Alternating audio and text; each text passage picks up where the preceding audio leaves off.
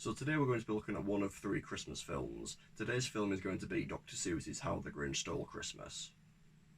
So if you're new here or you haven't had the chance yet, make sure you check out some of our other videos on the channel.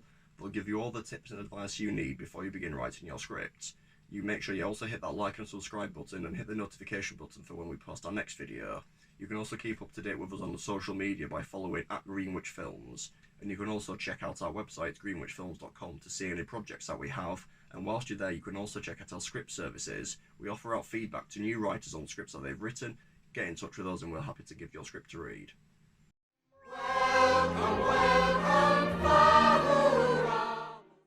So before we begin breaking down Dr. Seuss's How the Grinch Stole Christmas, we need to look at the Grinch's intention and the obstacles stopping him from achieving it.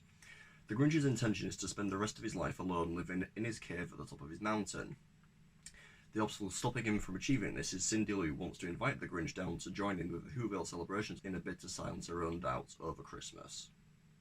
So once we've figured out the intention and obstacle, we need to work out what the stakes are.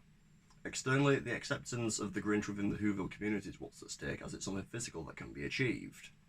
Internally, the emotions driving the Grinch are his desire for revenge against the Whos, and philosophically, the meaning of Christmas is what's at stake. It's the underlying themes and messages of the story. So now we've got the stakes, we need to work out what the key beats of the story are. The opening revolves around the introduction to the Whos and their love of Christmas.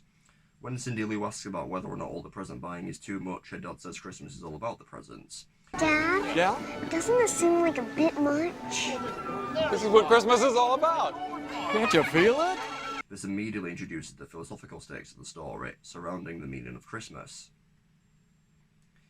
The inciting incident comes in the post office when the Grinch scares Cindy Lou but then saves her from the present wrapping machine. It marks the first connection between the Grinch and Cindy, and it also gives Cindy doubts over the Grinch's reputation amongst Whoville. It sparks the overarching goal of getting Whoville to see a different side to the Grinch. The first outbreak comes amidst a series of accounts of a young Grinch, when we see the young Grinch embarrassed at the Christmas school gift exchange. It's the first outbreak in the story, as in order for the Whoville community to change the outlook on the Grinch, they must first see the Grinch in a different light, meaning the second act goal revolves around getting the Grinch to like Christmas. The midpoint of the story is where there's a setback, and this happens when the mayor gives the Grinch a shaver. It's the midpoint of the story as it triggers flashbacks to when the Grinch was young and embarrassed by the mayor in a similar manner. It also sets the stakes back externally and internally. The Grinch was enjoying himself at the Whobilation and was getting a warm reception from the Whos. It reverses the momentum that was going towards a successful story ending as the Grinch has now rediscovered his hatred for the Whos. The second outbreak comes when the Grinch realises the meaning behind Christmas. It's the second outbreak and the resolution of the second act goal as the Grinch realises that he can't take away the Christmas spirit from the Whos as it doesn't revolve around presents but coming together and supporting each other. Now that he realises this, he has the opportunity to save Christmas and his reputation within the Whoville community can be restored. And finally, the conclusion of the story comes when the Grinch joins in with the celebrations. It marks the end of the story and the stakes have been successfully overturned across the board. The Grinch has been accepted in Whoville, he's no longer seeking revenge against them, and the true meaning of Christmas was discovered to be about community spirit and not presents. Check out our description below to find the link so you can download your exclusive Greenwich Films index card sheet to see how this film was plotted out.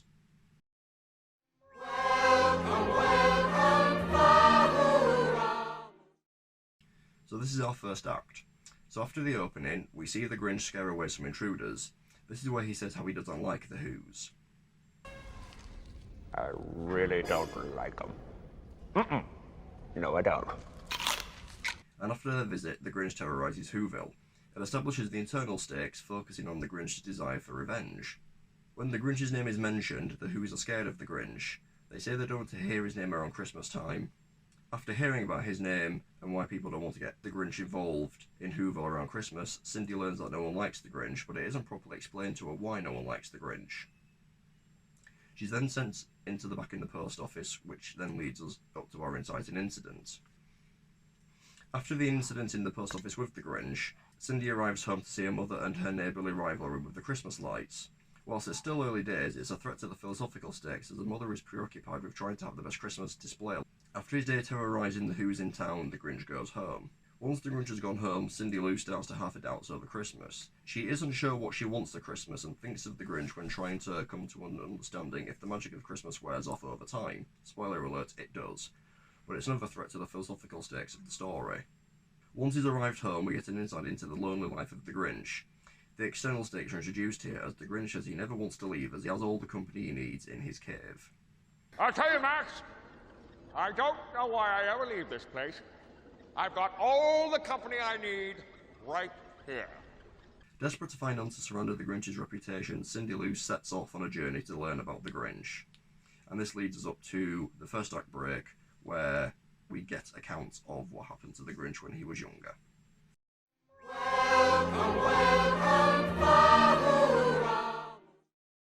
So in the first half of the second act, we've seen why the Grinch hates the Who's and why the Grinch has a terrible reputation around Christmas time in Whoville. So once the flashbacks are finished, the Grinch stands atop of his mountain shouting hatred at the Who's. On the next card, back down in the town, the Whobilation celebrations are about to commence. Cindy Lou nominates the Grinch for the holiday Cheermeister. When the mayor objects and says that the Grinch can't be nominated for the Cheermeister, Cindy Lou fights for the Grinch to appear at the Whobilation and receive the Cheermeister award. The mayor is adamant that the Grinch will never come down, so Cindy Lou sets off on a quest to bring the Grinch down to the celebrations. Whilst the celebrations are going ahead, the Grinch is trying to drown out the sound of Christmas music coming from Whoville. And whilst the celebrations are going on, Cindy Lou climbs up Mount Crumpet and invites the Grinch to the Cheermeister. The Grinch is reluctant to go to the Whobilation until Cindy Lou appeals to his better nature of him being better than the Who's. He's then tempted to join the Whobilation. The Grinch deliberates on whether or not to attend the Whobilation before he gets forced down the Crumpet chute by his dog. Once he's arrived in Whoville, the Grinch crashes the Whobilation celebrations.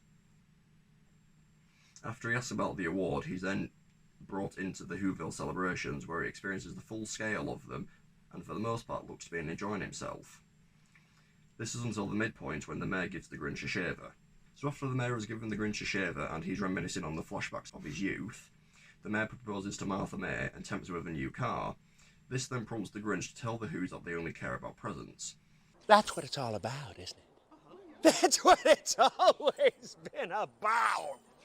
He goes on to inform them that he receives all their presents in his garbage. It also threatens the philosophical stakes as it appears the Who's do think Christmas is all about the presents. In a state of rage, the Grinch destroys the Whoville Christmas decorations. After the Grinch has destroyed the Christmas tree and caused havoc, Cindy Lou gets a dressing down for her Grinch stunt.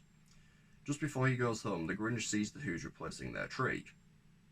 And once he's back home, after seeing this, the Grinch decides that he has to stop Christmas from coming in Whoville. We then see the Grinch concocting a plan and putting that plan into action, so the Grinch is now getting ready to stop Christmas. Whilst impersonating Santa, the first house the Grinch stops at is Cindy Lou's, and he starts stealing Cindy Lou's Christmas presents.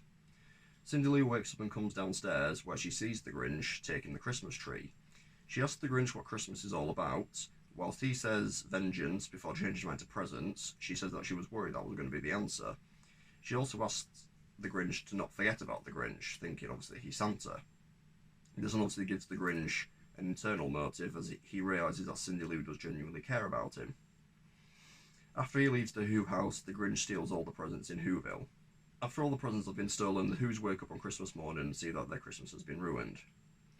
When Cindy's blamed for the mess, Cindy's dad stands up for Cindy and her thoughts of the Christmas priorities. He says that Christmas isn't about presents and his family are the main priority at Christmas, further proving that this is a work of fiction.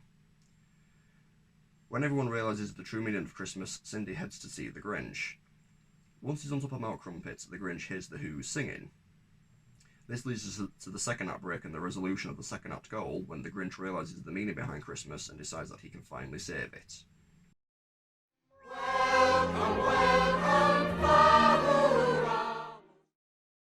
So now we're into the third act, and after this moment of realisation about the true meaning behind Christmas, the Grinch's heart grows to normal size. The Grinch sees the slave present about to fall off the mountain and he goes to save it as it teeters on the top of Mount Crumpet. When the Grinch notices Cindy Lou came to see him on Christmas Day, he saves Cindy along with the sleigh. The Grinch and Cindy head back to Whoville. This is where the Grinch drops off all the presents back to everyone in Whoville, and when questioned by the police, the Grinch apologises and the Grinch's apology is accepted. After this, the Grinch restores Christmas to Whoville before then joining in with the celebrations.